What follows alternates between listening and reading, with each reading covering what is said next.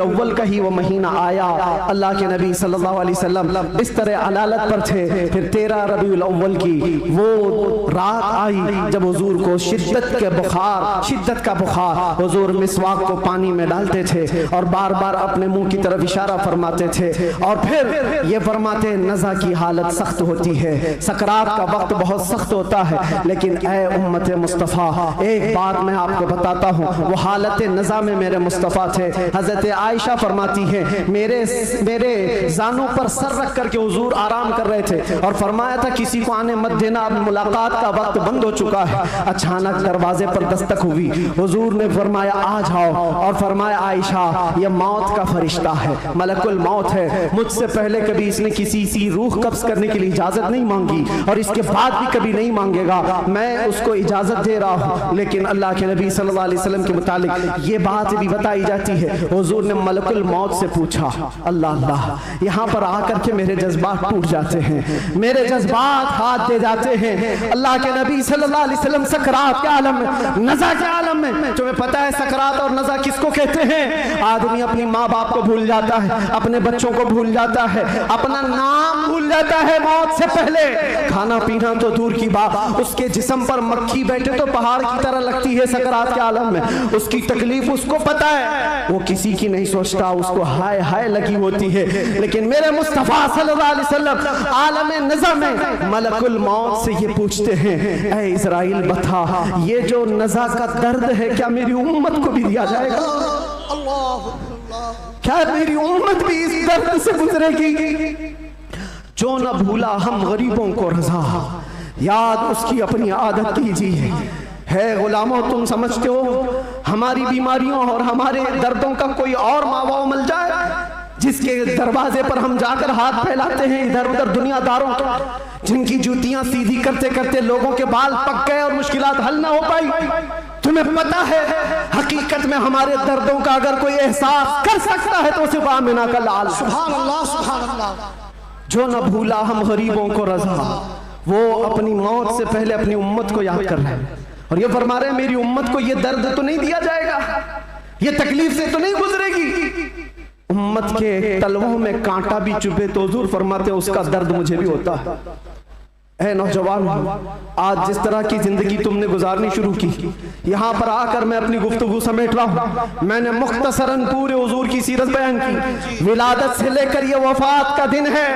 हजरत बीबी फातिमा आई, हुजूर उनके कान में कुछ कहे वो रोने लग गई, फिर एक कान में कहा वो मुस्कुराने लगी।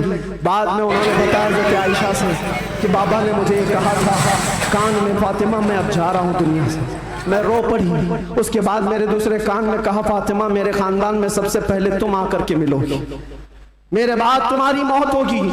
वो मौत का खौफ हर एक पर होता है, लेकिन बीबी फातिमा कहती है ये सुनकर मैं हंस पड़ी कि है शबे गोर भी उसी गुल से मुलाकात की रात।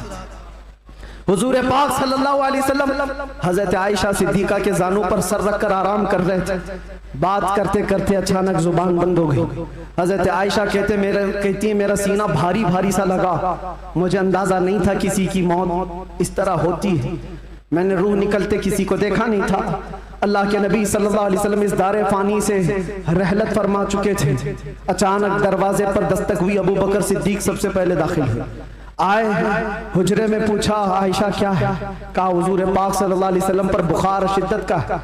हजरत अबू बकर आए, हाथ पकड़ा और बेइख्तियार उनकी हिचकियां निकल गई, पेशानी पर बोसा दिया और कहा ऐ अल्लाह के नबी इसके बाद अब दूसरी मौत नहीं आने वाली है और आप अपने रफीक आला के पास जा चुके थे। अल्लाह ताला ने जो आपके हिस्से में पैगाम देना रखा था वो आपने पूरा हक अदा फरमाया। अद्दैतल अमानत व नसहतल उम्मत व बल्लगतर रिसालत या रसूल अल्लाह। हजरत अबू बकर सिद्दीक की आवाज़ सुनकर हजरत आयशा रोने लगी। उसके बाद उन्हें एहसास हुआ कि अल्लाह के नबी अब इस दुनिया में नहीं रहे। बाहर सहाबा को हजरत अबू बकर ने जैसे ही ऐलान किया, वो गम के मारों का हाल क्या था जो नबी पाक को एक आन के लिए भी दूर बर्दाश्त नहीं कर पाते थे, वो मौत की खबर कहाँ सुनते हैं। हजरत उस्मान पत्थर की तरह बने हुए थे, उनको कोई काटता भी था एहसास नहीं होता। हजरत उमर फारूक अपने हाथ में तलवार लेकर मदीने वालों को कहते थे, कसम खुदा की अगर किसी ने कह दिया मेरे नबी का इंतकाल हुआ, मैं उसकी गर्दन मार दूंगा। मेरे नबी का इंतकाल नहीं हुआ, अपने रब से मिलने गए, वापस आने वाले हैं। ये शिद्दत मोहब्बत के अल्फाज थे। सहाबा बेचैन थे, बेकरार थे, लेकिन हिकमत मौला यही थी, मौत तो आनी है, हर एक को आनी है, क़ज़ा तो आनी है, अंबिया को फकत इतनी कि आनी है, अजल तो आनी है, एक आन के लिए है। नबी पाक सल्लल्लाहु तआला अलैहि वसल्लम को सहाबा ने गमों के पहाड़ के साथ तदफीन फरमाया और इस उम्मत का बेड़ा लेकर चलने वाले सिद्दीक़ अकबर थे, मिशन को उठाया और हम तक ये जो दीन पहुंचा, सहाबा की वो मेहनत कश, वो जिंदगी पाक इस्तिक़लाल के साथ मुसीबतों से लड़ते हुए, तकलीफों से नबुर्दाज़मा होते हुए दीन यहाँ तक पहुंचा दिया। अब मैं तुमसे सवाल करता हूँ, आज मुस्तफ़ा की सीरत सुनने आए हो, आज हुजूर की मौलूद में आए हो, जो रसूल तुमसे इतना प्यार करे कि बिस्तर को छोड़कर खड़े हो जाए।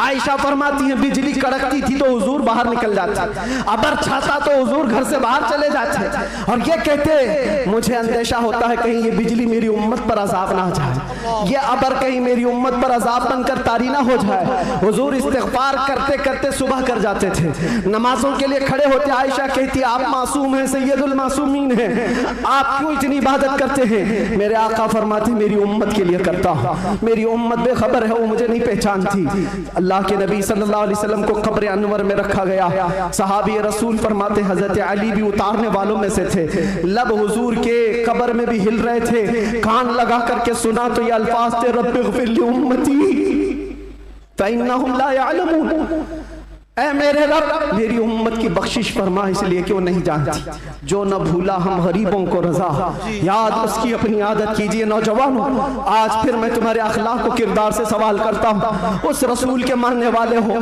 जिस रसूल ने तुम्हें किसी जगह फरामोश नहीं किया, दुआओं में, मेराज के सफर में, कब्र में, अपने बिस्तर में, अपनी जलवतगाह में, अपनी खलवतगाह में, हर जगह जंगों में तुम्हारे लिए, जो पेट पर पत्थर बांधे तुम्हारे लिए, तलवारें उठाई तुम्हारे लिए, दंडाले मुबारक शहीद करवाए तुम्हारे लिए, अमीर हमजा का चबाया हुआ कलेजा देखा तुम्हारे लिए, हसनैन करीमैन के जो खानदान के टुकड़े टुकड़े हुए रसूलुल्लाह के घराने के, किसके लिए? इस उम्मत के लिए। पैगाम इस्लाम पहुंच जाए, पैगाम दीन पूरी कायनात में पहुंच जाए। मगर अफसोस इस बात का होता है इस नौजवान को देखकर, जब शराब की बोतल उठाता है, ताश के पत्तों के अड्डों पर बैठता है, नशा अपने मुंह में लगाता है, फिर सोच सोच करके दिल मरने लगता है। क्या ये उस रसूल की उम्मत है जिसके तलवों में कांटा चुभना भी हुजूर को बर्दाश्त नहीं है? हुजूर इससे इतनी प्यार, इतना प्यार करते हैं, इतनी मोहब्बत करते हैं, और ये रात भर अय्याशियों में गुजार रहा है, ये ताश के पत्तों में और शराब की बोतलों पर अपनी रातें गुजारता है। ऐ नौजवानों, कब तुम वापस आओगे उस रसूल पाक की बारगाह में?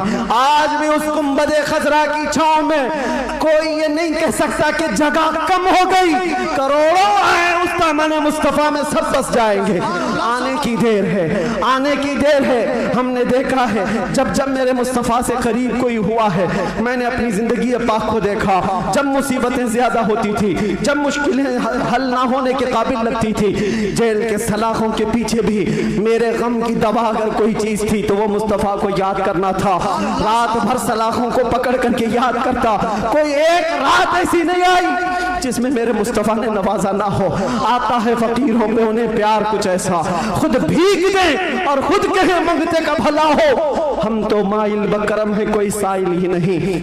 यहाँ औलाद ये है, उन बच्चियों को देखो जिनके दुपट्टे हट गए, जिनके चेहरे बेनकाब हैं। आज बाजारों की जीनत वो बने हुए हैं, अय्याशियों की जीनत तुम्हें बनाया गया है। तुम्हारे मोहल्लों में नशा बिकता है, तुम नशा करते हो, तुम नशा के डीलर हो। क्यों दुनिया में ये नाम अपना बनाया? कुरान में तो तुमको अल्लाह ने खैर उम्मत कहा, मेरे नबी की उम्मत है, मेरे नबी की उम्मत है। बख्शिश का सहरा तुम्हारे सर पर है, तुम्हें उम्मत वसत कहा गया है। नौजवानों उठो, वरना हश्र न होगा फिर कभी। दौड़ो